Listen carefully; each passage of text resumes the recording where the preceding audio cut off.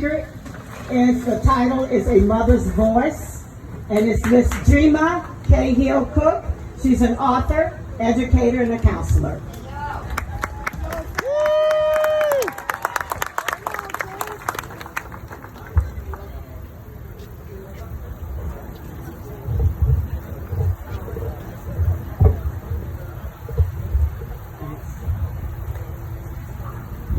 Thank you for this opportunity to be a part of this wonderful and necessary occasion.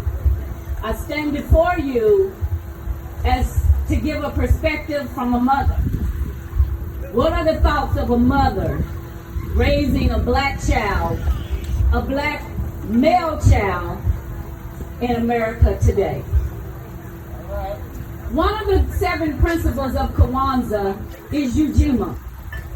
Ujima says collective work and responsibility to build and maintain our community together and make our brothers and sisters' problems our problems and to solve them together. All right. Today, we are honoring Ujima.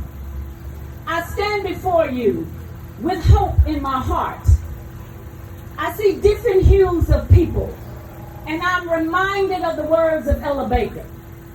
Ella Baker said, until the killing of black mothers' sons become as important to the rest of the country as the killing of a white mother's son, we who believe in freedom cannot rest until it happens. We are seeing not only our country, but people around the world are rising up, speaking out against the injustices of the world. I have asked myself, I have asked my husband, I have asked my friends, what is different about George Floyd? We saw Eric Garner. We saw Walter Scott. Yes. We saw Philando Castile. All right. We saw Tamir Rice. We saw the beginning of the end for Sandra Bland. All right. What makes the difference? Was it the sobs of a son calling for his mother? A mother we would later find out had preceded him in death?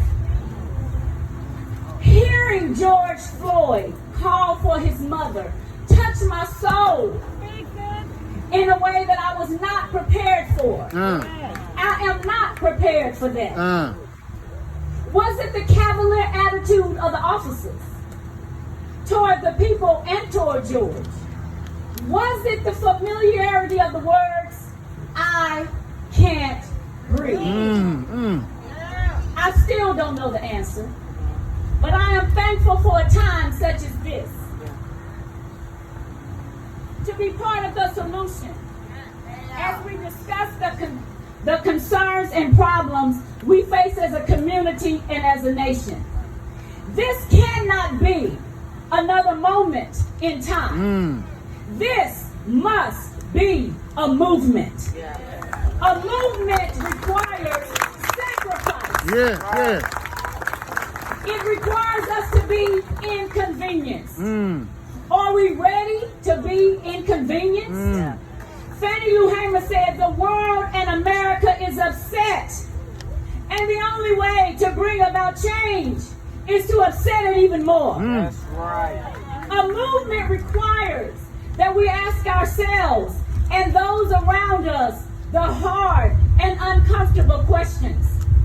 Are we ready to be honest with our responses? A movement requires that we call out injustices when we see them. A movement requires that those that are allies fight all the time.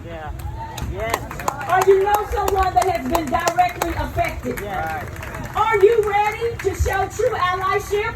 Tell them, mama. A movement requires that we challenge the systems that we hold in such high regard. Angela Davis said the challenge of the 21st century is not to demand equal opportunity in the machinery of oppression, but rather to identify and dismantle those structures in which racism continues to be embedded. The movement requires our voices to be as one, with the same goal. The movement requires a plan of action.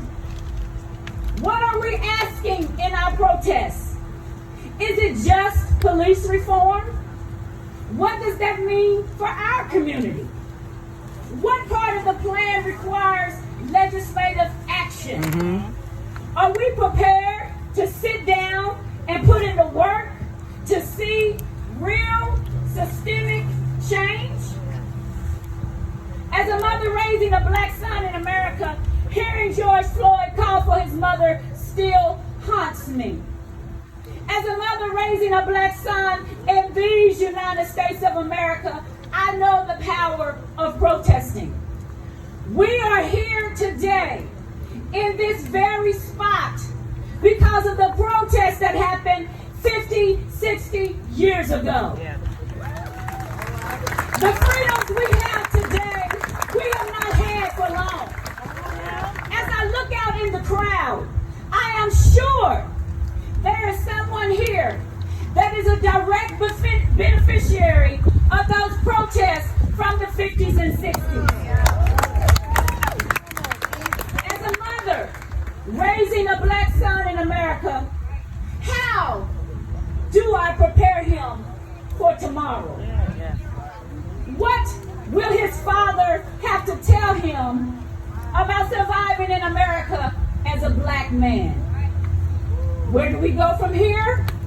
We register to vote. Once we register, we actually go and vote. There you go. All right.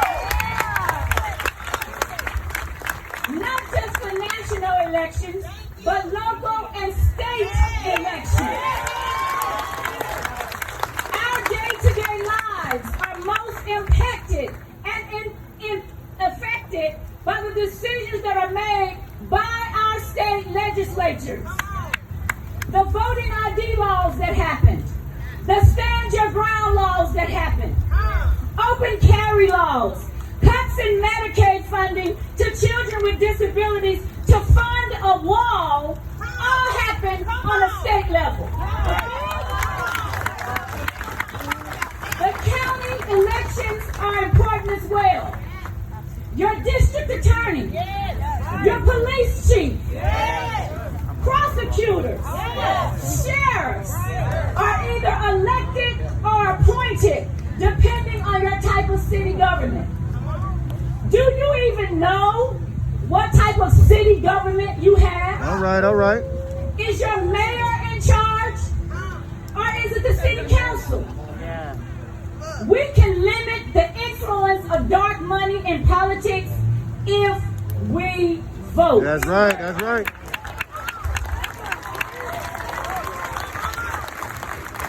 We hold the power to influence our government by using our voices at the ballot. We must be better citizens.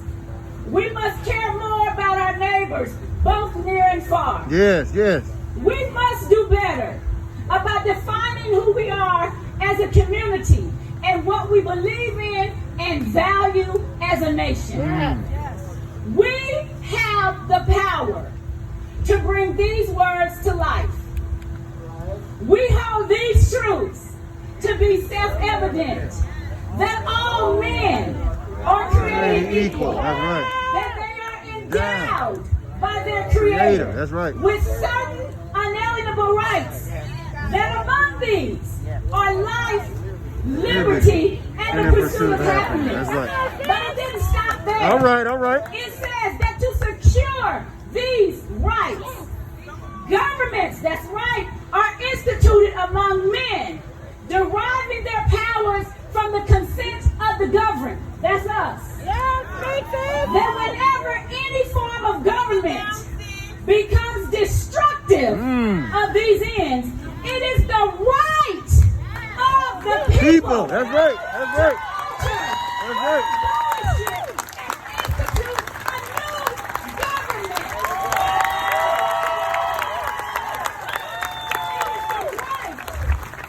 That we lay a foundation on principles and organizing its powers, so that we shall seem most likely to affect safety and happiness. We have the power. Yes. We have the power because we are the people. All right.